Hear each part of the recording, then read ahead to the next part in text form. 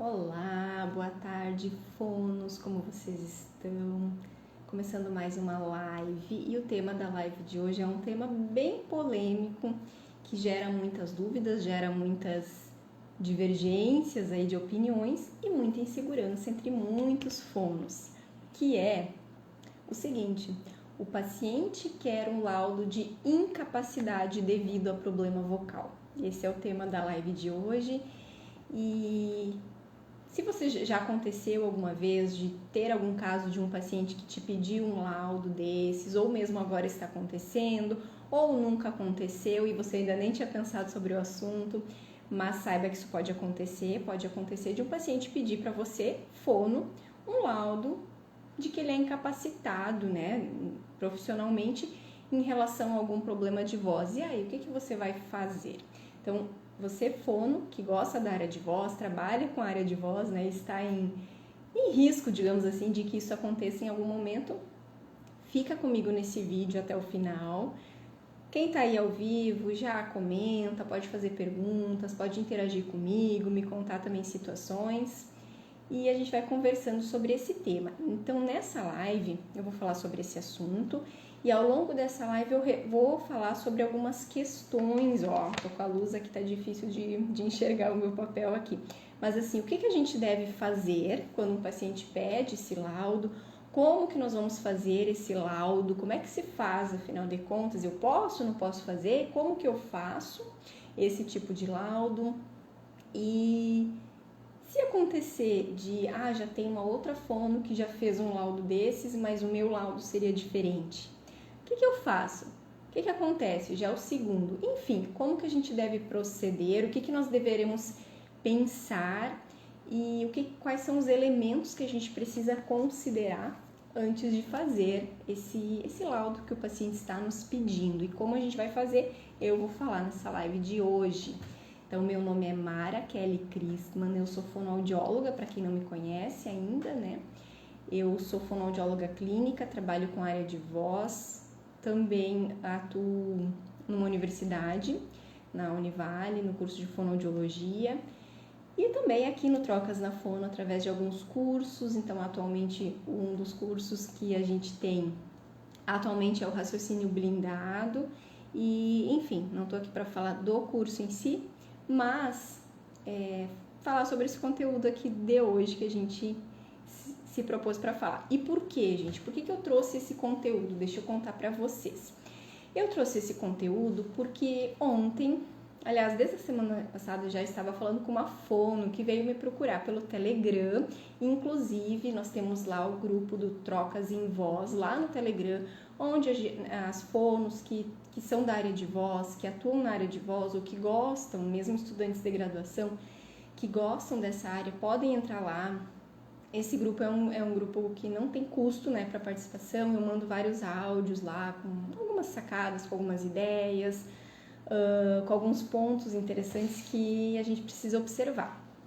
E também deixo liberado assim para fazerem perguntas. Às vezes as pessoas mandam algum caso clínico, algum exame, querem tirar alguma dúvida, e eu libero para isso também. E uma das fonos, ela veio falar comigo e trouxe essa questão, né, que ela disse que foi a primeira vez que isso aconteceu, que um paciente pediu um laudo, e a gente conversou sobre o assunto, e eu achei interessante trazer para todos vocês esse tema do que a gente conversou, das reflexões que a gente conversou, porque é algo que não é tão raro de acontecer. Eu também já tive algumas situações, vou contar também alguns exemplos para vocês, tá bom? Então, tá bom.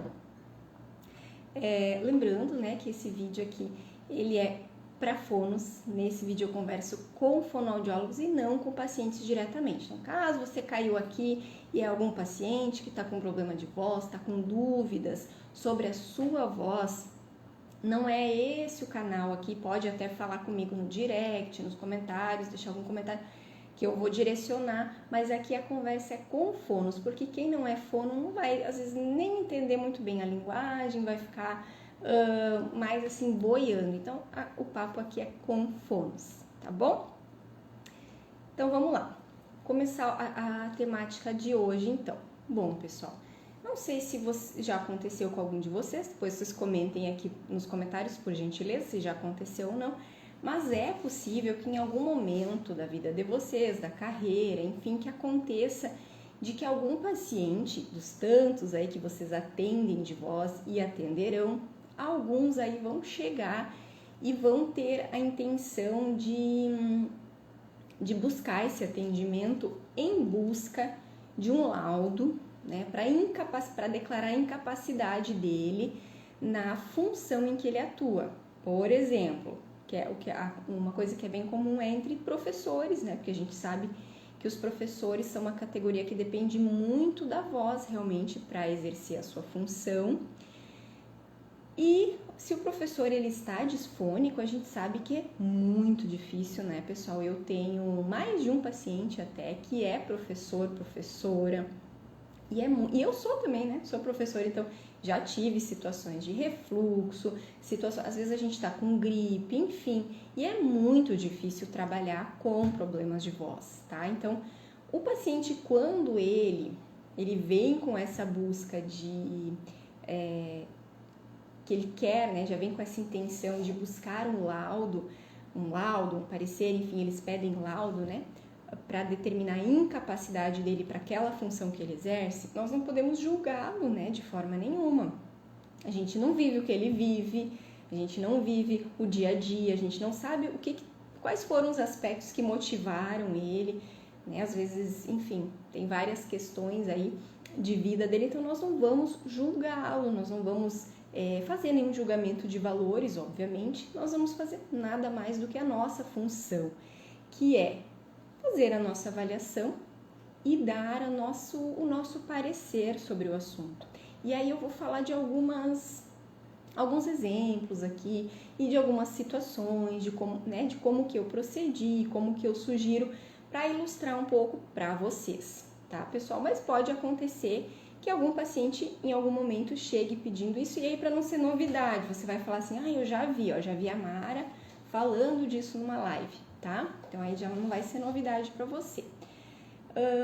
Alguns, eles chegam e eles não falam diretamente, né? Às vezes eles dão a entender, a gente acaba investigando e a gente pode também fazer esse tipo de pergunta na anamnese, não no sentido de dar ideias, mas assim, se a gente está entendendo que ele quer um laudo, né, que ele tem essa intenção de ter algum afastamento na profissão, a gente pode pedir, né, qual que é a intenção dele e cuidar muito, tá, gente? Isso eu vou falar bastante aqui nesse vídeo de hoje, cuidar realmente para que aquilo que você escreva no seu parecer, para que aquilo reflita de fato a realidade, tá? Então, para que não aconteça assim de você não saber direito o que está fazendo, meu Deus, é o primeiro paciente de voz que eu estou atendendo, não sei se é isso ou não. Então, caso você não saiba, procure ajuda, converse com algum outro profissional, faça uma supervisão de caso para ter maior segurança, porque essas questões realmente legais, elas são muito sérias e envolve vias judiciais. Algumas vezes o paciente ele quer inclusive processar a empresa em que ele está trabalhando, com o intuito de enfim, acusar de que aquele problema vocal dele foi ocasionado por alguma função, por alguma demanda que ele precisou exercer dentro da atividade profissional dele. Então, né, sinalizando que aquela disfonia, que aquele problema de voz é culpa da empresa que ele está trabalhando. Então, tudo isso a gente precisa cuidar com as palavras que a gente vai usar e cuidar com as afirmações que a gente faz, porque tem algumas coisas que a gente consegue determinar a causa e outras não. Então, nós não vamos... Aqui entra muito um outro vídeo que eu já falei sobre como escrever pareceres.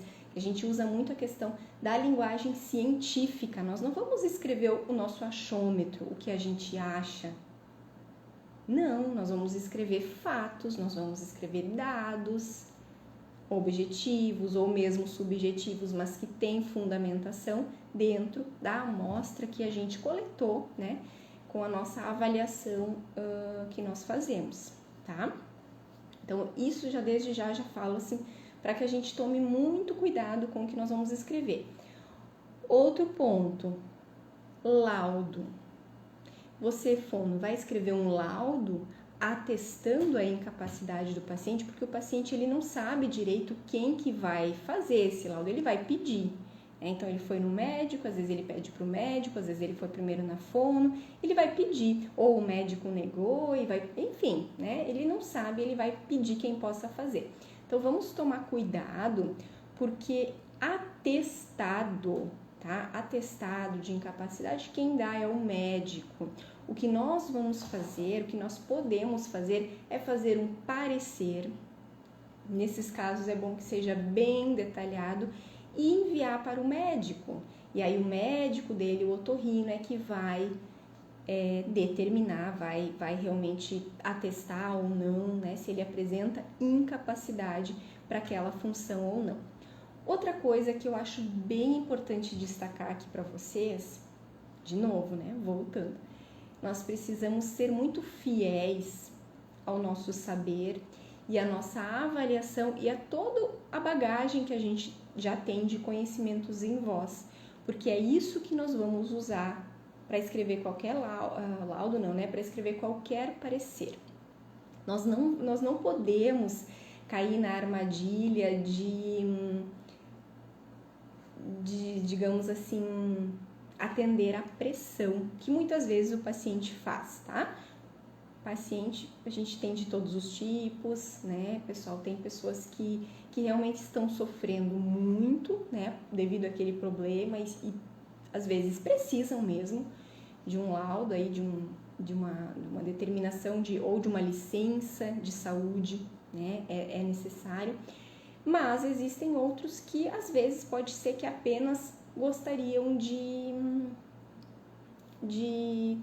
trocar de função por outros motivos, né? Às vezes outros motivos emocionais, outros motivos de sobrecarga ou mesmo de cansaço com aquela função que eles já exerciam e eles veem isso como um meio. Então, eles não sabem a parte técnica, eles simplesmente acreditam que, né, eles sentem esses problemas de voz e veem isso como um meio. Então, a gente precisa cuidar para que nós não atendamos assim a pressão desse paciente, tá? Então, quando o paciente chega com essa demanda aí pedindo para vocês, o que eu sugiro? Primeira coisa, acalma o paciente, fala, explica que você vai primeiro fazer a avaliação, né? Você vai fazer toda a coleta de dados, que existe um processo de avaliação e que dentro dessa avaliação faz parte também um exame com o médico otorrinolaringologista, onde ele vai ver como estão as pregas vocais. Então, mostra para o paciente que não é simplesmente, eu quero te ajudar e vou te dar o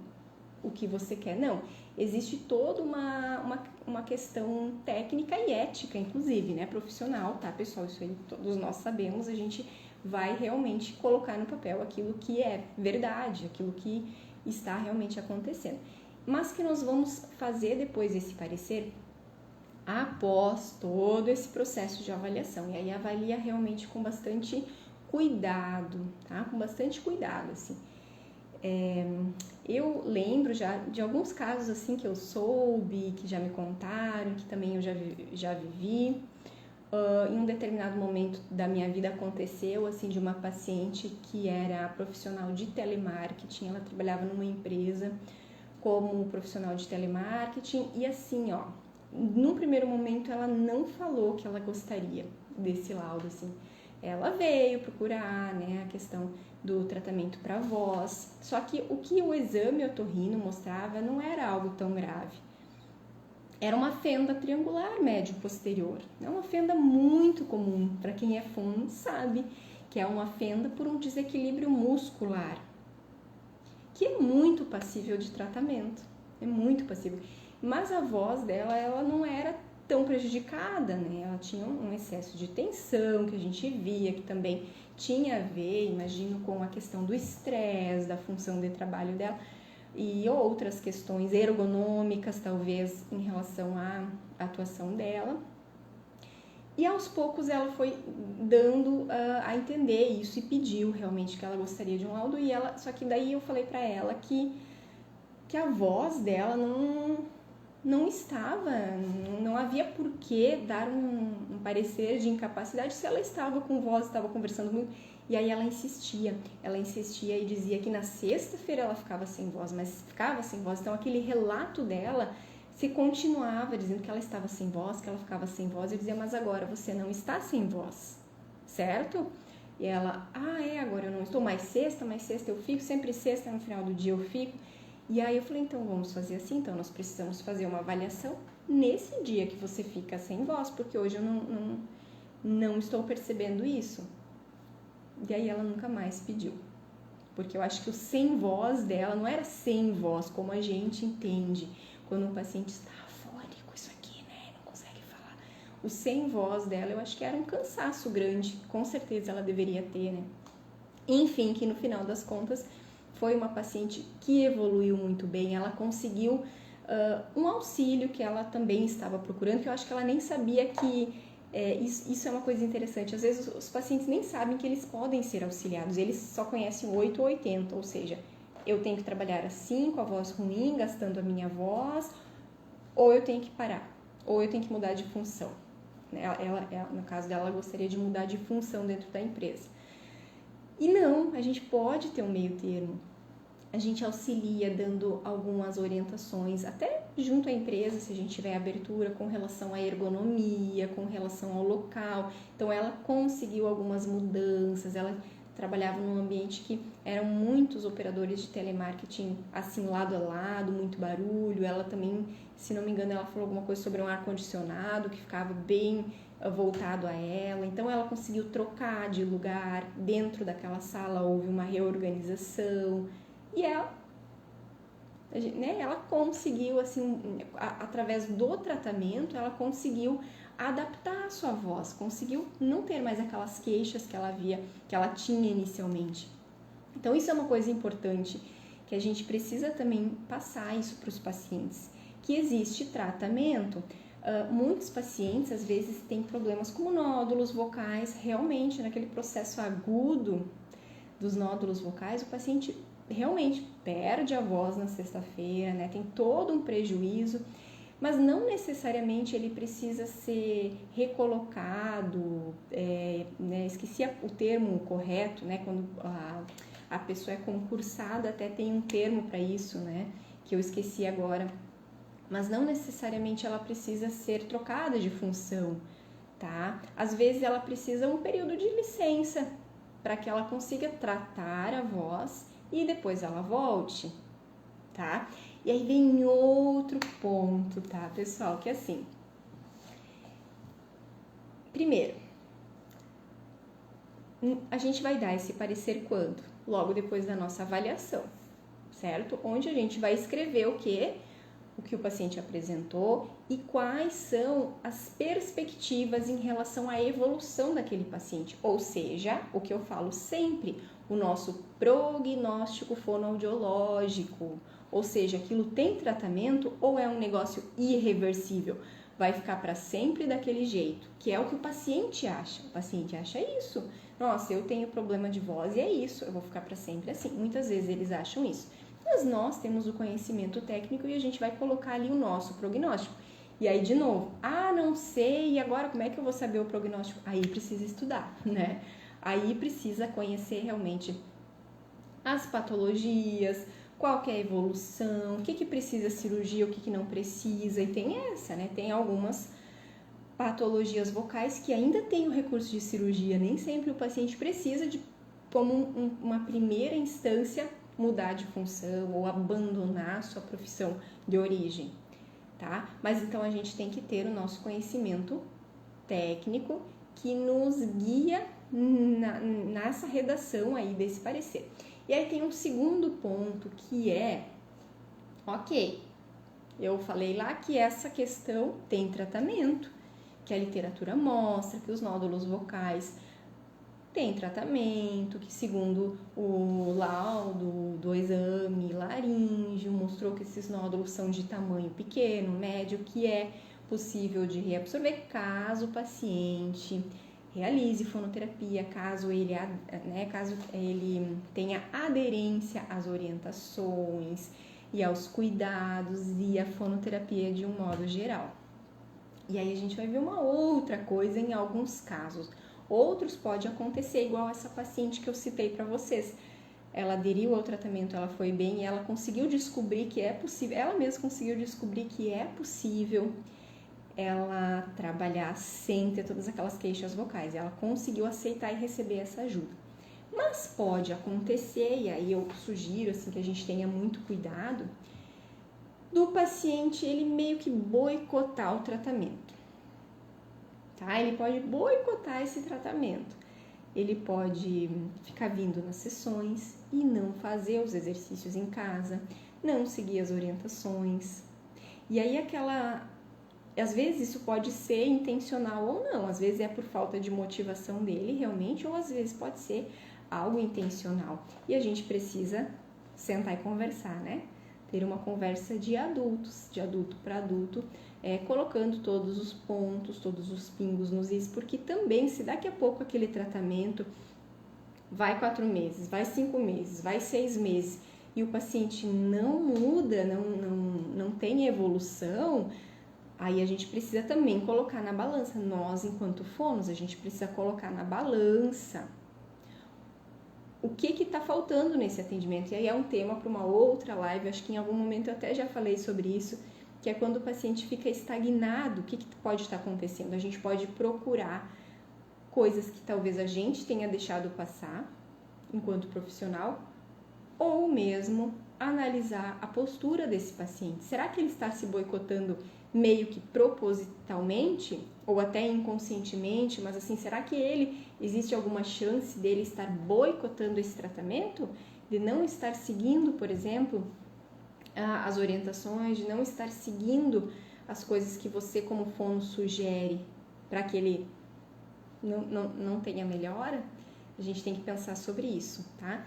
E uma das coisas até que eu lembrei agora é o que acontece também muito, né, gente? Até essa fono que eu estava conversando no Telegram, o paciente dela tinha refluxo laringofaríngeo. Então, claro que um paciente que tem uma disfonia, o que é? É uma disfonia orgânica por refluxo, tá? Esse paciente não tinha nenhuma lesão, não tinha nódulos vocais, mas tinha um espessamento interaritenoide bem importante, já proveniente aí de um refluxo crônico. E realmente, quando o paciente tem refluxo, eu sei porque eu já tive e às vezes eu ainda tenho picos de dias que eu tenho refluxo e é muito ruim, né? A prega vocal fica inchada, a voz fica falhando, aumenta o esforço vocal e predispõe a nódulos vocais e outras alterações aí. Mas, gente, o paciente tem que tratar essa alteração. E aí vocês, enquanto profissional, podem ir analisando para ver se será que você já deu atenção para que ele tenha uma outra alteração antes da voz que ele tem que tratar? Você, fono, não vai fazer nada, infelizmente, para poder melhorar o refluxo. E se a disfonia é causada pelo refluxo laringofaríngeo, então o paciente tem que ir atrás de tratar. A nossa função é encaminhar, sugerir. Muitas vezes o otorrino já pede o tratamento e aí investigar. Será que o paciente tinha pausado? E aí investigar, né? Será que o paciente realmente está indo atrás? Será que ele está fazendo o tratamento? Então a gente tem que ficar no pé dele. Uma vez um otorrino até me disse, né, sobre evolução de alguns pacientes que, enfim, não lembro bem o que era, mas eu lembro dessa expressão dele, que ele disse assim, a fono quando fica no pé do paciente, geralmente ele faz tal coisa. Então é isso, gente, nós temos que ficar no pé do paciente. Eu encaminhei para o gastro, eu vou perguntar na próxima sessão se ele já foi, como é que foi a consulta, eu vou ficar perguntando até ele, aí ele vai dizer, eu marquei, só tinha horário para daqui a um mês. Tudo bem, daqui a um mês você pergunta. E aí, foi no gastro? Como é que foi a consulta? Deixa eu ver, quero ver o laudo. Aí vem outra também sugestão para vocês, né, gente? Façam contato com os profissionais, é muito bom, a gente já falou em outras lives, em outros vídeos, que é muito bom a gente ter o contato interprofissional. Isso só enriquece o tratamento para o próprio paciente, quando todos os profissionais que estão atendendo ele falam a mesma língua, falam a mesma coisa, andam em consonância. Então, façam contato com os pacientes de vocês. Aí ele dá alguma informação, né, para você. Ah, mas o gastro disse que o meu problema é crônico e que não tem solução. Faz contato com o paciente. Não é que assim a gente esteja desconfiando que o paciente está mentindo. Não é isso, gente. Eu já vi N casos, e até com a gente às vezes acontece, que nós entendemos alguma coisa de uma outra maneira. A informação que a gente recebe, ela passa pelo filtro daquilo que a gente já vivenciou, do nosso conhecimento prévio ou da ausência de conhecimento prévio sobre um determinado assunto, né? Então, pode acontecer que o paciente não entendeu aquilo da maneira como realmente o médico disse para ele. Então, por isso é muito bom a gente fazer contato com o otorrino, com o gastro. E é importante, gente, imprescindível, se ainda vocês têm algum paciente que tem refluxo crônico, e não encaminhou para o gastro, encaminha. Senão não vai realmente melhorar. Aí vai ser aquele paciente que vai ficar estagnado, tá, pessoal? Então, cuidem essa parte aí. Então, fazendo esse adendo aí, tá, gente? Então, falamos já sobre a questão do parecer, como que a fono escreve esse parecer. A gente vai se basear naqueles dados de avaliação do paciente, na qualidade de voz. Podemos escrever sim a queixa dele, aquilo que ele sente, as sensações que ele tem, enfim, algo bem objetivo. Se a gente puder também anexar análise acústica, anexar dados objetivos, é muito bom. Então, assim, sempre, gente, muita responsabilidade, muito cuidado na hora de escrever qualquer parecer. E aí vem uma outra coisa que já me perguntaram também, e que é uma situação muito delicada, que é uma saia justa às vezes. O paciente, às vezes, ele vem, ele quer uma segunda opinião. Por quê? Ele já foi numa primeira fono, já foi num primeiro otorrino, que negou esse laudo aí de incapacidade, enfim, que disse que ele não era incapaz.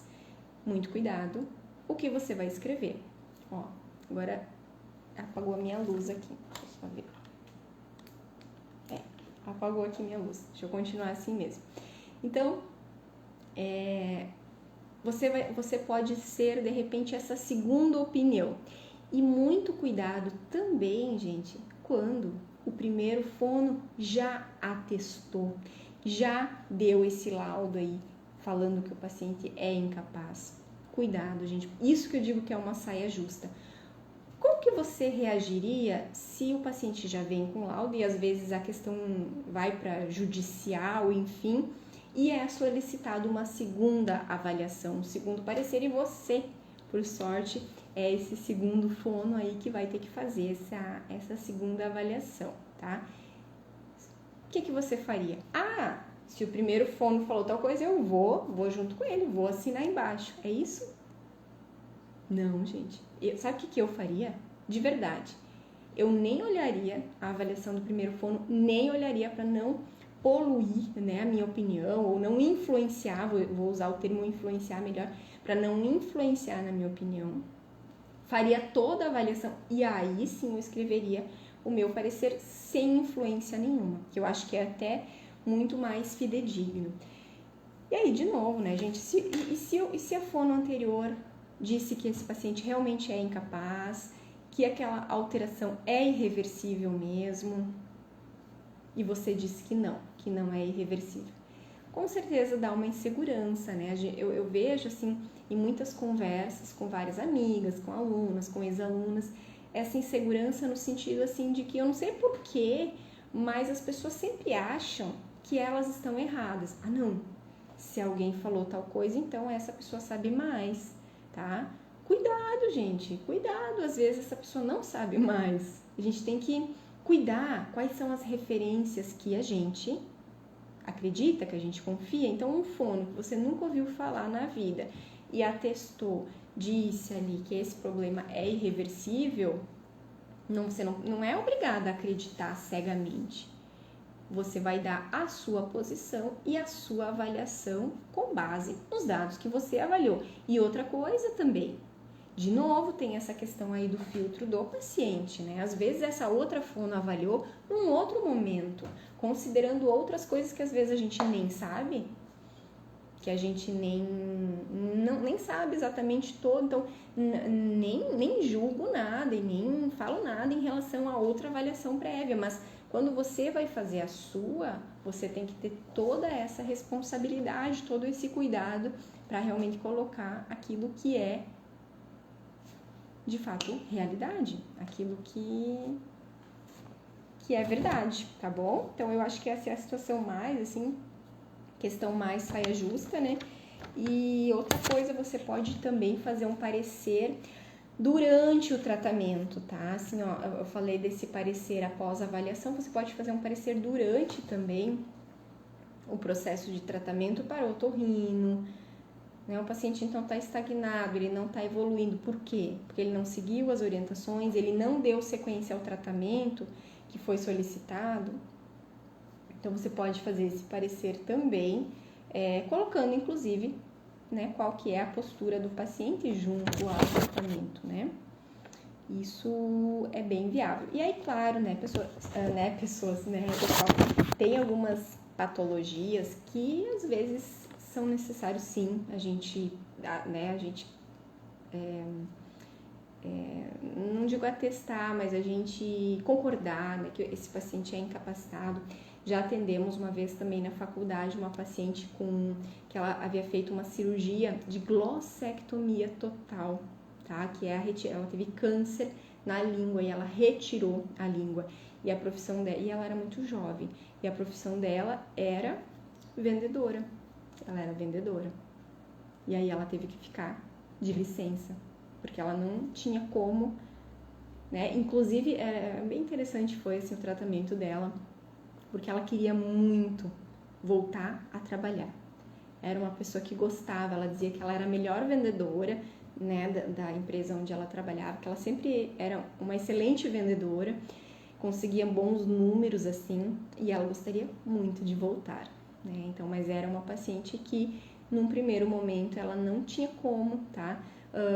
Câncer de laringe, por exemplo, me vem agora assim na cabeça a questão mais do câncer, enfim, tem algumas questões sim que a gente nem sempre tem um prognóstico favorável.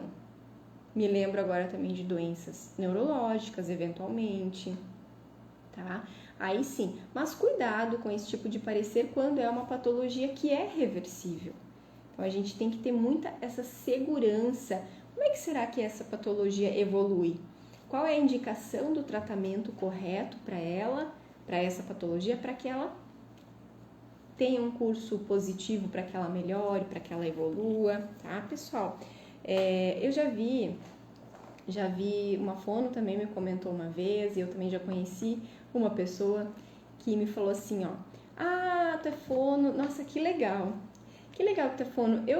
Por muitos anos eu fazia tratamento de fono, porque eu era professora, mas só que agora eu não sou mais, porque eu tive que mudar de cargo, hoje trabalho em outra função dentro da prefeitura, porque minha voz não dava, né? Minha voz não dava, não teve jeito. E ela falando comigo, com a voz, ok, 100%, não, tinha um pouquinho, né, de soprosidade, tinha uma ressonância laríngeazinha, mas era uma voz que era sonora, a gente ouvia, e ela falando que a voz dela não tinha solução, mas ela estava falando comigo, né? Então, cuidado, né? E uma outra fono também me relatou um caso bem semelhante, assim, de uma paciente que já procurou só para renovar o atestado lá que ela tinha, porque ela dizia que a voz dela não tinha solução, mas era uma voz que era, né, era possível de tratar, né, bastava, assim, ter a dedicação, ter as condutas, né, corretas também do ponto de vista fonoaudiológico. Então, é isso, deixa eu ver o que mais que eu anotei aqui, gente. É isso que eu tinha anotado para falar. Pessoal, dúvidas, coloquem nos comentários, comentem aqui se esse vídeo ajudou, espero que ele tenha ajudado vocês. Então, comentem aqui que eu gosto de saber, sempre. E se esse vídeo ajudou, compartilha também ele com outros colegas fonoaudiólogos ou estudantes de graduação. E já dá o teu like também, curte aqui o vídeo. E me deixa sugestão também de outros vídeos que você gostaria de, né, de outros temas que você gostaria de me ouvir falando, tá bom, pessoal? Um grande abraço e até a próxima!